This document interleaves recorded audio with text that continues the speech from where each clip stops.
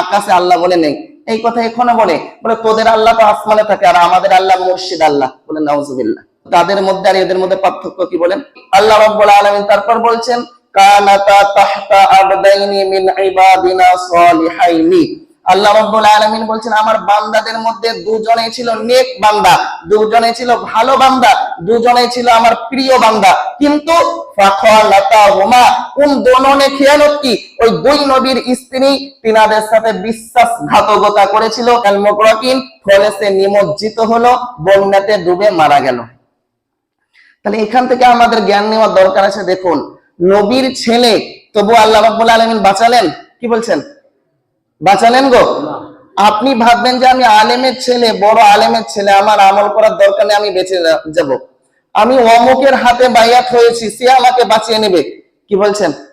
বাঁচাতে পারবে গো? নবীর ছেলে, নবীর থেকে কেউ বড় হতে পারবে? কি বলছেন? আল্লাহর পরে পরে কাদের স্থান? নবীদের স্থান। তো নবীর ছেলেকে আপনার ডুবিয়ে মারলেন কে? আল্লাহ রাব্বুল আলামিন। কেন? ঈমান না আসার কারণে। আর নূহ আলাইহিস সালামের জাতির প্রতি আযাব এসেছিল এই কারণেই, তারা আপনার শিরক করত, এই শিরকে গুনাহ করত, তারা আপনার মুশরিক ছিল। আল্লাহকে বাদ দিয়ে কটা ব্যক্তির পূজা করত? 5টা ব্যক্তির।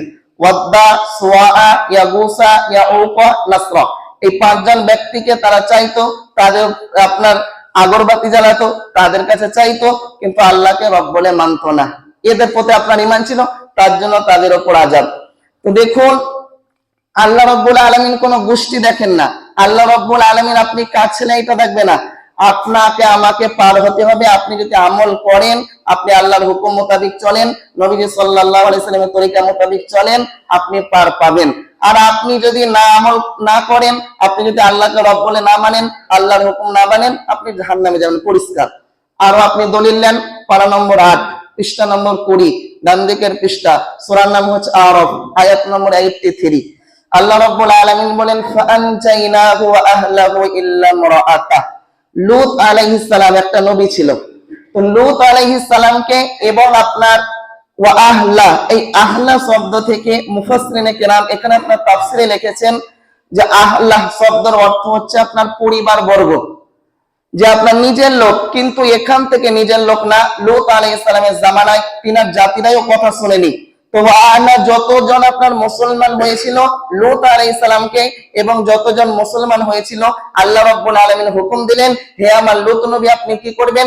আখের রাতে, শেষ রাতে আপনি কি করবেন? আপনার বাসস্থান থেকে, আপনার জনপদ থেকে আপনি বের হয়ে চলে যাবেন। আমি কি করব? তাদের উপর আযাব দিব। কিন্তু ইল্লা ইমরাআতা, কিন্তু আপনার বিবিকে আপনি সাথে নেবেন না, কারণ তার বিবি ছিল আপনার কাফের, তার বিবি আপনার ঈমান আনেনি। কথা কি বুঝতে পারছেন? এখান থেকে আমরা কি জ্ঞান নিচ্ছি? যে নবীদের ছেলেকেও আল্লাহ রাব্বুল আলামিন জাহান্নামে দিয়েছেন, মেরে ফেলেছেন। নবীদের বিবিদেরকেও আল্লাহ রাব্বুল আলামিন জাহান্নামে দিয়েছেন, মেরে ফেলেছেন। আল্লাহ রাব্বুল আলামিন তো কি করতে পারতেন? দয়া করতে পারতেন না? কি বলছেন? এইটা হলো এখান থেকে আপনার 8 পারা থেকে পেলেন লূত আলাইহিস সালামের বিবির কথা। আরো দলিল নেন, পারা নম্বর 28, পৃষ্ঠা নম্বর 20, ডান দিকের পৃষ্ঠা, সূরার নাম হচ্ছে তাহরিম, আয়াত নম্বর 10। আল্লাহ রাব্বুল আলামিন কি বলছেন দেখুন, দরাবাল্লাহু মাসালাল লিল্লাযিনা কাফারু ইমরাআতা নূহিন ওয়া ইমরাআতু লূত। দরাবাল্লাহু মাসালা, আল্লাহ রাব্বুল আলামিন একটি উদাহরণ দিচ্ছেন। কাদের জন্য? লিল্লাযিনা, ওই ব্যক্তিদের জন্য, কাফারু, যারা কাফের, যারা আল্লাহকে রব বলে মানে না, আল্লাহর কথা মানে না, আল্লাহ বাদ দিয়ে অন্য কারো কাছে গিয়ে মাথা ঠোকে, আল্লাহ ছাড়া অন্য কাউকে আপনার কিছু চাই, আল্লাহ ছাড়া অন্য কাউকে ভাবে যে এ আমার ভাগ্য পরিবর্তন করে দিবে। আল্লাহ রাব্বুল আলামিন তাদের জন্য মিসাল দিয়েছে, আরে আমি ছাড়া কে আছে? আল্লাহ রাব্বুল আলামিন বলেন ইমরাআতা লূত, ইমরাআতা নূহ, তোমরা কি নূহ আলাইহিস সালামের স্ত্রীকে দেখোনি? যখন নূহ আলাইহিস সালামের স্ত্রী ছিল, সে আপনার কাফের ছিল, নূহ আলাইহিস সালামের প্রতি ঈমান আনেনি। নূহ আলাইহিস সালামের ছেলেকে যেমন আল্লাহ রাব্বুল আলামিন বন্যাতে ডুবে মেরেছিলেন, তদ্রূপ ভাবে নূহ আলাইহিস সালামের স্ত্রী একজন ছিল, সেও আপনার ঈমান আনেনি, তাকেও আল্লাহ রাব্বুল আলামিন ডুবিয়ে মেরেছিলেন। বলছে তুমি কার হাত ধরে আছো? তুমি ভাবছো ওর হাত ধরে যাবো, আমি বেঁচে যাবো? আল্লাহ রাব্বুল আলামিন বলছেন না, এই কাফের মুশরিকদের জন্য এইটা উদাহরণ, যে ইমরাআতা নূহ, নূহ আলাইহিস সালামের স্ত্রী, ওয়া ইমরাআতা লূত, এবং লূত আলাইহিস সালামের স্ত্রী, ইনারা ছিল আপনার দুজনেই নবী। আল্লাহ রাব্বুল আলামিন তারপর বলছেন কানাতা তাহতা আবদাইনি মিন ইবাদিনা সালিহাইনি।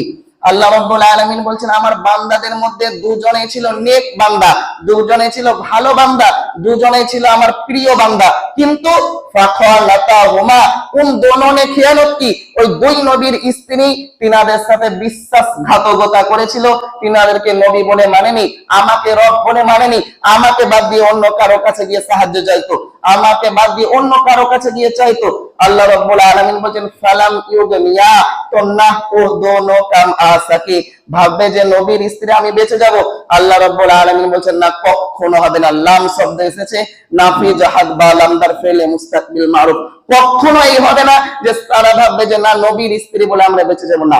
আনহুমা উন দোনো সেই আপনার স্ত্রীরা ভাববে মিনাল্লাহি শাইআ, আমরা আল্লাহকে বলবো আল্লাহ আমরা নবীর স্ত্রী, আমাদেরকে বাঁচাবেন না। না, নবীর প্রতি আপনার আমাদের নবীর প্রতি পেয়ারা মুহাম্মদ সাল্লাল্লাহু আলাইহি সাল্লামের প্রতি ওহী অবতীর্ণ হলো।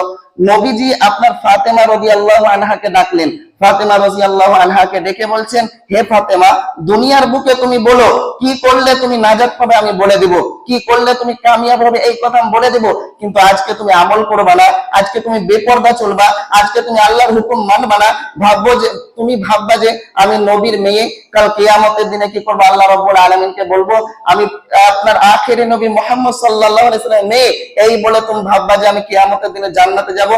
এই কাজ আমি করতে পারবো না, আমাদের নবী বলছেন। এইখানে পেলেন আপনার নূহ আলাইহিস সালামের স্ত্রী, তিনাকে জাহান্নামে দেওয়া হয়েছে। লূত আলাইহিস সালামের স্ত্রী, তিনাকে জাহান্নামে দিয়ে দেওয়া হয়েছে, মেরে ফেলা হয়েছে।